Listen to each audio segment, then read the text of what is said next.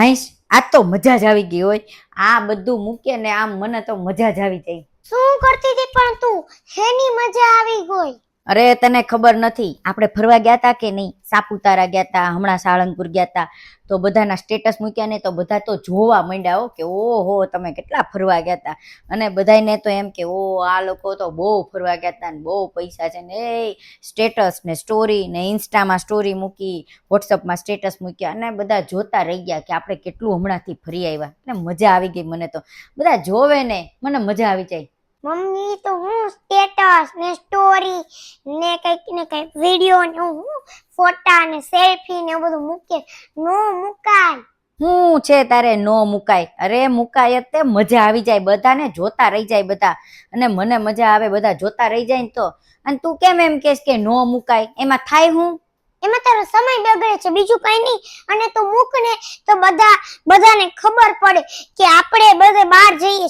અને જેને નો ખબર પડી છે, જેમ કે ચોર ને બધા પછી ઘરમાં આવે ને બધું લઈ જાય, અને એને તો ખબર પડી જાય આપણે સ્ટેટસ ને સ્ટોરી મૂકીને એટલે કે આપણે બહાર જઈએ, આટલા દી હાટું જઈએ ને એમ ને. હું ચોરને ખબર પડી જાય? ચોરને ક્યાંથી ખબર પડે કે આપણે બહાર ગયા? જો મારામાં જેના નંબર સેવ હોય કે નહીં એ લોકોને મારું સ્ટેટસ બતાવે. જે લોકો મારા ઇન્સ્ટાગ્રામમાં હોય એ લોકોને મારી સ્ટોરી ને બધું બતાવે. એમાં ચોરને ક્યાંથી ખબર પડે કે હું ક્યાં ગઈ છું? હું તું વાતું કરે નાખી દેવાની. જો હું તને એક વાત કહું, આપણી સ્ટોરી ઘરવાળા જોવે અને ઘરવાળા આપણા બધા આજુબાજુવાળાને બતાવશે, અને આજુબાજુવાળા એના જાણીતાને કે, એના જાણીતા પછી કોઈ બીજાને કે, પછી એમ કરીને ચોર સુધી બધી વાત પહોંચી જાય. હા વાત તો સાચી છો. મેં આવું તો ક્યારે વિચાર્યું જ નહીં. મેં તો ખાલી સ્ટોરી ને સ્ટેટસ મૂકવામાં જ સમય બરબાદ કર્યો.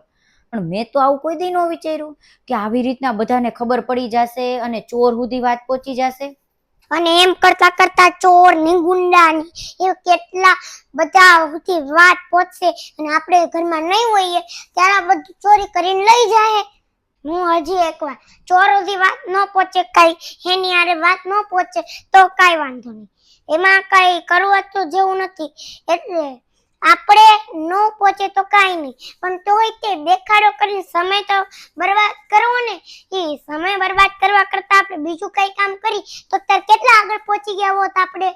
અને તે સ્ટોરી અને સ્ટેટસ ને બધું સેલ્ફી ને ફોટા બધું મૂકવા સમય બરબાદ કર્યો. હવે સમય બરબાદ તો ભલે ગમે કરી, હવે તો કરાય, પણ એ ચોર સુધી વાત પહોંચે એનું હું? મમ્મી આવો દેખાડો ન કરાય. દેખાડો શું? આ બધાને ખબર તો પડે ને કે આપણે બહાર ગયા છીએ તો સારું ને. એમાં દેખાડો છે નો સારું લાગે કે ભાઈ આપણે કેટલા આગળ છીએ, ક્યાં બહાર જઈએ છીએ અને શું કરીએ છીએ આપણી જિંદગીમાં, તો એ લોકોને ખબર પડે. જો હવે તું રક્ષાબંધન આવે છે તો આ તું તારા પ્રમાણે સેલ્ફી બધું મૂકીશ કે તારા ભાઈ તને કેટલા પૈસા આપ્યા. અને જો માની ત્યાં સ્ટોરી મૂકી તો તારી બેનપણી કે કોઈ હોય તો એનો ભાઈ પૈસા વાળો ન હોય કે હોય જ નહીં, એનો ભાઈ ગરીબ હોય, એવું કઈ હોય તો એને કેટલું દુઃખ થાય. આ રક્ષાબંધનમાં રાખડી બાંધી બધી મીઠાઈ ને એવું લાવ્યા એનું તો મિનિમમ હાલો, એ તો મૂકવું હોય તો મુકાય, એનું કઈ વાંધો નહીં. પણ આ પૈસા આપ્યા શું ખરીદ્યું એનું ન મુકાય, એનું મૂકી તો. અને જો માની લે આ સુધી એક સ્ટોરી ન ગઈ, ઈ જે આપણું નસીબ કેવું છે કે જે વાત હારી હોય ને, જે પૈસા વાળી ને એવી, ઈ તો ચોર ને તેની પાસે જાય જ તે, અને જે હારી ન હોય ઈ તો કોઈ જોવે નહીં. એટલે તારે પૈસા ને હવે એવી કઈ મૂકવાની નહીં. હાલો હવે આન પેલા મૂકી દીધી પણ આ છેલ્લી વાર મૂકી છે તે. હા વાત તો સાચી છે. ખોટો આવો દેખાડો આપણે કરીએ છીએ. આપણે જે નવી વસ્તુ લાવીએ ને એ બધી વસ્તુના ફોટા મૂકીએ છીએ. નવી કંઈક ગાડી ખરીદી, નવું ઘર ખરીદ્યું, સોનું ખરીદ્યું, પૈસા આવ્યા, નોકરી મળી, પ્રમોશન મળ્યું, આ બધી વસ્તુના આપણે ફોટા પાડી અને સ્ટોરી અને સ્ટેટસમાં મૂકીએ છીએ. અને આ ખોટો દેખાડો થયો ને. આ તો આપણી પાસે છે એટલે આપણે મૂકીએ છીએ, પણ માની લઈએ કે કોઈની પાસે નહીં હોય અને એ આ બધી વસ્તુ જોવે તો એને કેટલું દુઃખ થાય. વાત તો તારી સાચી છે. આવો ખોટો દેખાડો કરીને શું કરવાનું? અને બીજી કે આવો દેખાડો કરી અને ચોરને આપણે આમંત્રણ આપીએ છીએ, કારણ કે આપણે બધું આ વસ્તુ લઈએ અને મૂકીએ એટલે કોકને કોક તો ત્યાં સુધી વાત પહોંચવાનું તે કે જે આપણા ઓળખીતામાં નહીં હોય, અને ઓળખીતામાં નહીં હોય એવી વ્યક્તિ સુધી વાત પહોંચે એટલે એ ચોરી કરવાનો એને તક મળી જાય છે. અને ચોરી તો ઓળખીતા કે ન ઓળખીતા એની કોઈ વાત નથી, પણ જ્યારે થવાની હોય ત્યારે થઈ જ જાય છે. પણ એનું મૂળ કારણ તો એ જ છે કે આપણે જે સ્ટોરી અને સ્ટેટસ વધારે પડતા મૂકીએ છીએ. માની લઈએ કે આપણે જે વસ્તુ લાવ્યા, આપણે ક્યારેય બહાર જવાના છીએ, એ આપણા ઘરના 3-4 વ્યક્તિઓને ખબર હોય, તો આપણે એની સ્ટોરી મૂકીએ અને બધાને ખબર પાડીએ છીએ કે નહીં ભાઈ, અમે આ જગ્યાએ ફરવા જઈએ છીએ, હવે અમે 2 દિવસ પછી આવશું. એમ કરીને બધાને ખબર પડે છે, આડોશી પાડોશીને ખબર પડે, નજીકના દૂરના બધાને ખબર પડે. અને એમાંથી કોણ આવે ઘરમાં અને કોણ આપણી વસ્તુ લઈ જાય એ આપણને ખબર નથી રહેતી. અને આમ જ કરીને આપણા ઘરમાં ચોરી થઈ જતી હોય છે. અને આ ચોરી તો ઠીક છે કે ચલો આપણે ઘરમાં કાંઈ મૂકીને નથી ગયા એટલે કદાચ ન પણ લઈ જાય કાંઈ, અને કદાચ આપણે ટાઈમ ટુ ટાઈમ આવી ગયા તો ન પણ કરી શકે કોઈ ચોર ચોરી. પણ એક બીજી બહુ ખરાબ વાત છે કે આપણે આ બધી વસ્તુની સ્ટોરી અને સ્ટેટસ મૂકીએ છીએ ને, તો આપણે સદ્ધર છીએ એટલે આપણે લઈ શકીએ છીએ અને મૂકીએ છીએ. પણ જેની પાસે પૈસા નથી, જે લોકો આવું નથી કરી શકતા, જેને માની લઈએ કે રક્ષાબંધન ઉપર રાખડીમાં ભાઈએ ઘણા પૈસા આપ્યા હોય અને આપણે એની સ્ટોરી મૂકીએ, પણ જેની બેનને ભાઈ નહીં હોય અથવા તો જે ભાઈ છે એને કોઈ બેન નહીં હોય, તો એને કેટલું દુઃખ લાગે. આમ કરીને આપણે એ લોકોને દુઃખી કરીએ છીએ, ખોટો દેખાડો કરીએ છીએ.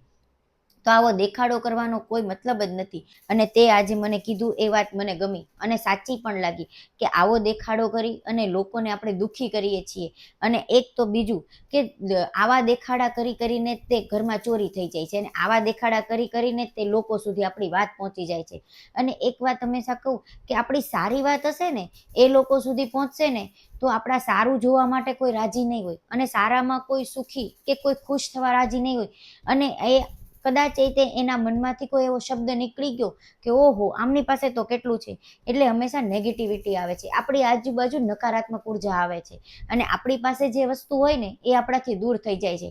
એટલે હંમેશા એક વાત યાદ રાખી, તમારી પાસે કોઈ વધારાની વસ્તુ આવી, મોટી વસ્તુ લીધી, ઘર છે, ગાડી છે, સોનું છે, જે પણ પૈસાને લગતી વસ્તુ છે બધી લીધી, એનો કોઈ દિવસ દેખાડો ન કરવો. કારણ કે ઘણા લોકો એવા હશે કે એની આજુબાજુ નકારાત્મક ઉર્જા હશે જે આપણા સુધી પહોંચી જશે. અને એક વાત હંમેશા યાદ રાખવી કે આપણું દુઃખ હોય ને એ હંમેશા કહેવું, કારણ કે એનાથી લોકો આપણને સહાનુભૂતિ આપશે. અને એની નકારાત્મક ઉર્જા હોય કે હકારાત્મક ઉર્જા હોય, જે પણ હોય, આપણું દુઃખ હંમેશા દૂર થતું રહેશે. એટલે આજે હું આ વાત સમજી ગઈ છું કે પૈસાનો કોઈ દિવસ દેખાડો નહીં કરવાનો, પૈસાની કોઈ દી સેલ્ફી કે સ્ટોરી નહીં મૂકવાની. અને આજથી હું પણ આ બધું બંધ કરી દઈશ, સ્ટોરી અને સેલ્ફી મૂકવાનું, જેથી કરીને મારો પણ ટાઈમ બચી જાય અને બીજા કામ પણ કરી શકીએ. તો જોયું મિત્રો, મારી મમ્મી હવે સમજી ગઈ. હાલો, કાંઈ પણ વસ્તુ સ્ટોરી તું મૂક, પણ એ ન પહોંચવાની હોય ચોર સુધી તો પણ પહોંચી જાય. કેમ કે આપણે બાજુવાળાને ખબર પડે, બાજુવાળા એના બાજુવાળાને કે આડોશી પાડોશીને ખબર પડે, પછી એ રસ્તામાં વાત કરતા હોય અને ચોર નીકળો હોય તો એને પણ ખબર પડી જાય. એટલે જો આડોશી પાડોશી હારા હોય તો એ તો કહેવાના નથી, પણ જો એ રસ્તામાં જોરથી કેમ બોલી જાય તો કોઈ સાંભળી જાય તો, અને એ ચોરને કહી દે અને ચોર આપણા ઘરે ચોરી કરી જાય. તો અમારો વિડીયો ગમ્યો તો લાઈક કરજો, શેર કરજો, કમેન્ટ કરજો. બાય, મળે આવતા વિડીયોમાં. અને હજી એક વાત કે આપણે કોઈ દી સ્ટોરી મૂકવાની નહીં, અને જોઈ લેજો, હું ખાલી મમ્મીને નથી કહેતો. અને આ વિડીયો અમે એટલા માટે બનાવ્યો છે કે કઈ કે અમે બધા ને કે તમે બધા પણ સ્ટોરી ન મૂકતા. અને આ વિડીયો તમે ખાસ જોજો અને લાઈક, સબસ્ક્રાઇબ, શેર અને કમેન્ટ જરૂર કરજો.